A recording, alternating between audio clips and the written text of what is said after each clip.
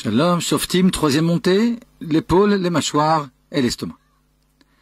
Notre courte troisième montée traite des Kohanim qui, comme toute la tribu de Lévi, ne recevront pas de terre en héritage, dans la mesure où Dieu est lui-même leur héritage, pour emprunter les mots de la Torah.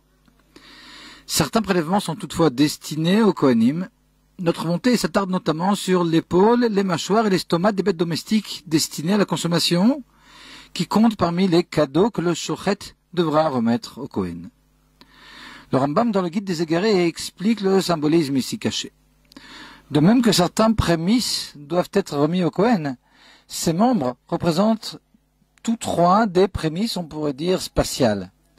Les mâchoires font partie du tout avant du corps des animaux, l'épaule, l'avant de la partie intermédiaire, et enfin, l'estomac, le début, l'avant de l'appareil digestif.